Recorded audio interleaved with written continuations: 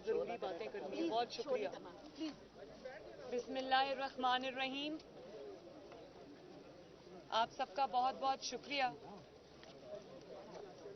آج میں بڑے دکھی دل کے ساتھ آپ سے مخاطب ہوں. سب سے پہلے تو کل جو میں نے رات کو کچھ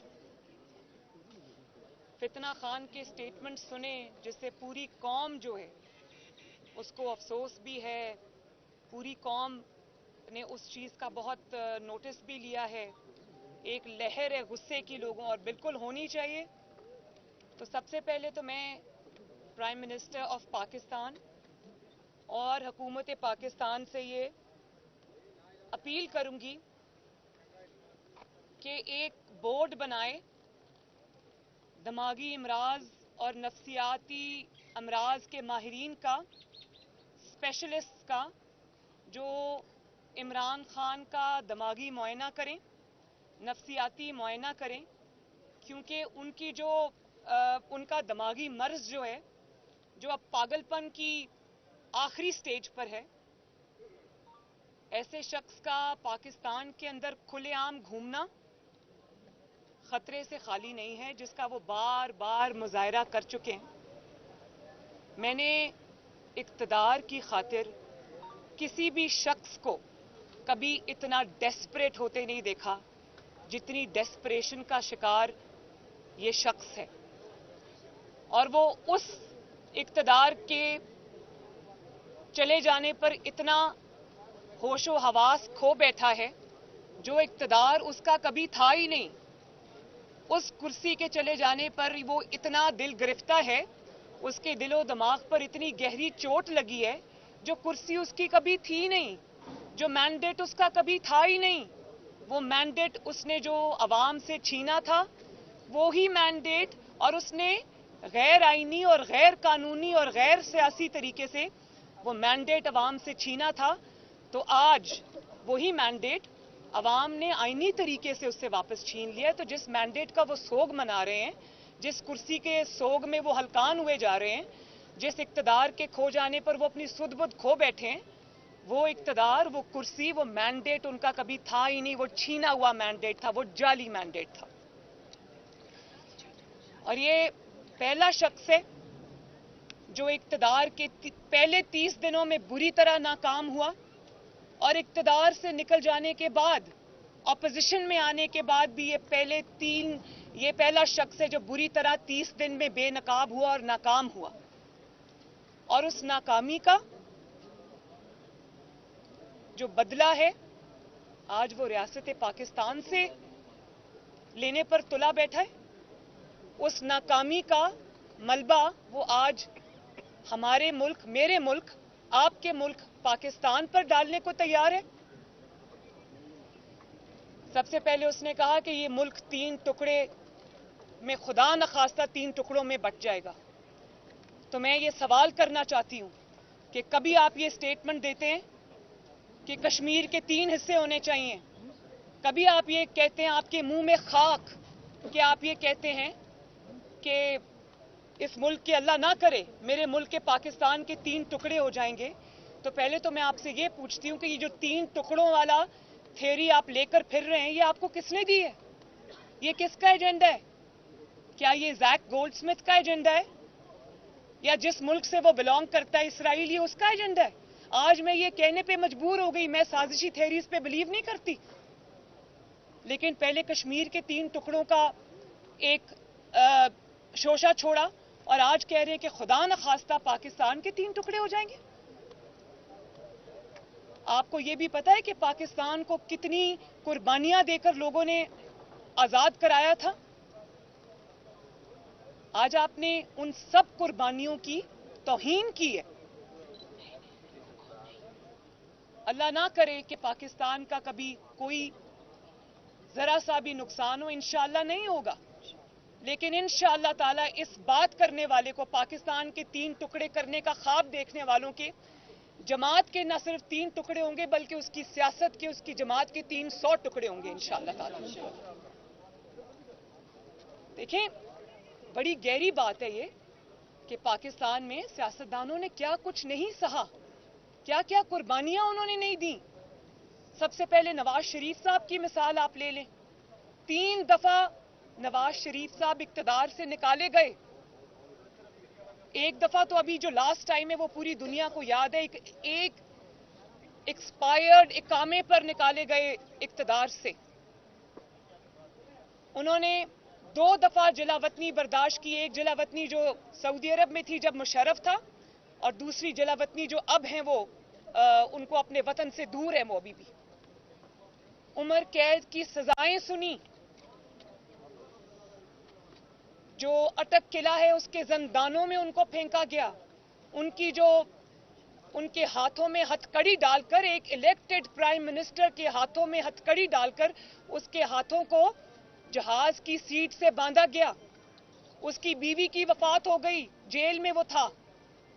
اس کی بیٹی کو اس کی نظروں کے سامنے گرفتار کر لیا. اس کی بیٹی کو ڈیتھ سیل میں پھینکا. اس کی ماں کی وفات ہو گئی, ابھی وہ دیار غیر میں تھا. لیکن ہر چیز کے اوپر نواز شریف کی ہر ظلم کو سہ کر ایک ہی آواز آئی, اور وہ آواز تھی پاکستان زندہ باد.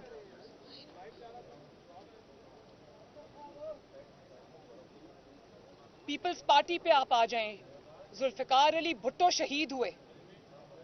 بے نظیر بھٹو اپنی جان سے گئیں, ان کی شہادت ہوئی. لیکن کیا آواز آئی؟ پاکستان کھپے. اے این پی کے ساتھ کیا زیادتیاں نہیں ہوئی. انہوں نے بھی اپنی جانوں کے نذرانے دیے, لیکن کبھی کسی سیاسی جماعت نے یہ نہیں کہا کہ ملک کے خدا نخواستہ ٹکڑے ہو جائیں گے. سب کی ایک ہی آواز آئی, پاکستان زندہ باد اور پاکستان کھپے. آپ کی منطق کیا ہے کہ میرا اقتدار ہو تو پاکستان زندہ باد, میرا اقتدار نہ ہو تو خدا نخواستہ پاکستان کے 3 ٹکڑے ہو جائیں. میرا اقتدار ہو تو پاکستان کھپے, میرا اقتدار نہ ہو تو خدا نخواستہ پاکستان نہ کھپے. یہ ہے آپ کی سیاست. تف ہے آپ پر. آپ کی ہمت کیسے ہوئی پاکستان کے بارے میں یہ بات کرنے کی؟ اور پاکستان جو ہے اس کے لیے اتنی قربانیاں دی ہیں لوگوں نے, سیاستدانوں نے. جلا وطنیاں برداشت کی ہیں, پھانسیاں برداشت کی ہیں, عمر قید برداشت کی ہے, اپنے پیاروں کی موت برداشت کی ہے. ان کی کھالیں ادھیڑی گئیں, ان کو زندانوں میں پھینکا گیا, ان کی چمڑیاں ادھیڑی گئیں, ان کے سامنے ان کے بچوں کو گرفتار کیا گیا. لیکن کیا آواز آئی؟ پاکستان زندہ باد. کیونکہ وہ جدوجہد جو تھی وہ پاکستان کے لیے تھی, اپنی ذات کے لیے, اپنی کرسی کے لیے نہیں تھی. اور ابھی تو عمران خان صاحب کو تو ہاتھ ہی نہیں لگے. وہ پرائم منسٹر ہاؤس سے سیدھا اپنا سامان اٹھا کر بنی گالا پہنچ گئے. ان کو تو کسی نے کچھ کہا ہی نہیں ہے. اور ابھی جس کو اپنے آپ کو جو انقلابی لیڈر, جہادی لیڈر کہہ رہا تھا, وہ اب ضمانتی لیڈر ہے. ابھی مجھے کورٹ میں اطلاع ملی ہے کہ ان کو راہداری ضمانت مل گئی ہے. جو شخص اتنا ڈرپوک آدمی ہے کہ رانا ثناء اللہ کے ڈر سے وہ کب سے پشاور کے بنکر میں چھپ کے بیٹھا ہوا ہے, ایسے انسان کو اپنے آپ کو لیڈر کہتے ہوئے بھی شرم آنی چاہیے کہ مجھے راہداری کی ضمانت ملے گی کہ مجھے کوئی گرفتار نہیں کرے گا تو تب میں آؤں گا, ورنہ میں پشاور میں چھپ کے بیٹھا ہوں. پشاور کے وزیر اعلیٰ ہاؤس میں عوام کا خون چوس رہا ہوں, عوام کے وسائل پر, خیبر پختونخوا کی حکومت کے وسائل پر جوک بن کے بیٹھا ہے. یہ ہوتے ہیں لیڈر. لیڈر عوام کو جوڑتے ہیں, توڑتے نہیں ہیں. لیڈر ملک کو جوڑتے ہیں, توڑنے کی باتیں نہیں کرتے. اور پھر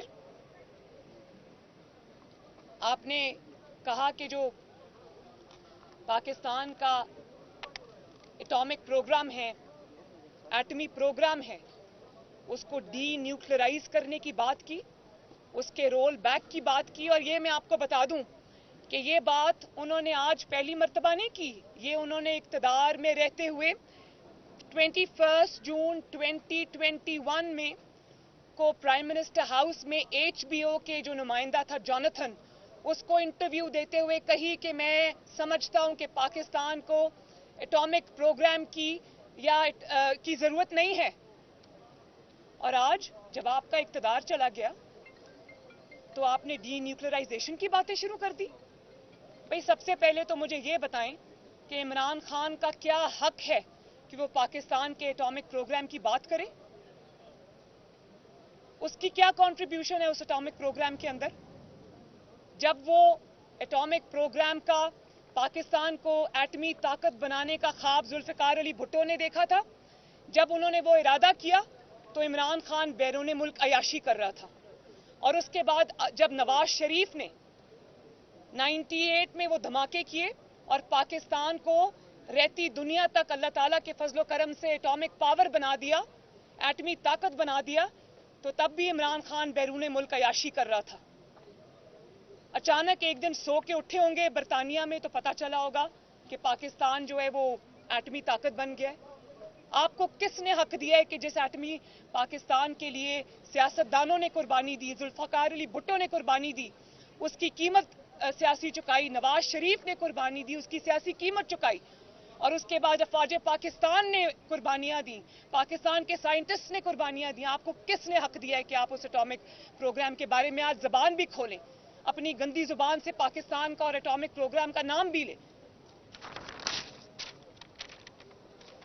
اور پھر کہا کہ فوج صحیح فیصلے کرے ورنہ خدا نخواستہ پاکستان کی فوج تباہ ہو جائے گی۔ آپ کی ہمت کیسے ہوئی یہ بات کرنے کی؟ ہم نے بھی افواج پاکستان پہ تنقید کی ہے، لیکن صرف تنقید مثبت کی ہے، اس لیے کی ہے کہ اگر کوئی لائن کراس ہو رہی تھی تو اس کی نشاندہی کی ہے تاکہ ان پر انگلیاں نہ اٹھیں۔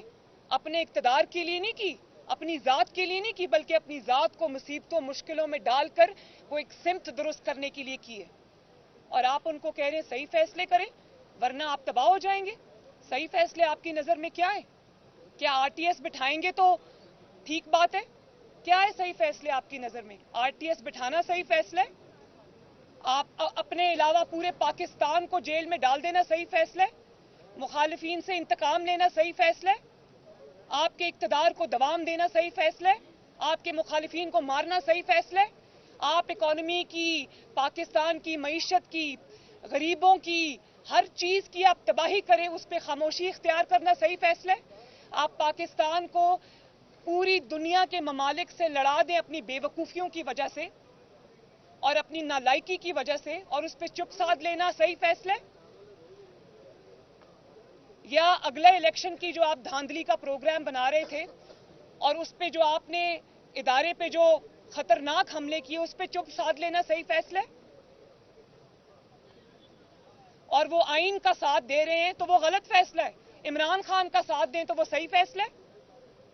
جو سپہ سالار ہے پاکستان کی فوج کا، وہ جب آپ کی حکومت میں آپ کے ساتھ کھڑے تھے تو تب وہ عظیم سپہ سالار تھے، اور آج وہ آپ کے ساتھ نہیں کھڑے کیونکہ آپ نے جو تباہی پاکستان کی ہے اس کا بوجھ انہوں نے اپنے سر سے اتار پھینکا، اور اگر ملک کی خاطر وہ آئین پاکستان کے ساتھ کھڑے تو آج وہ میر جعفر اور میر صادق ہو گئے۔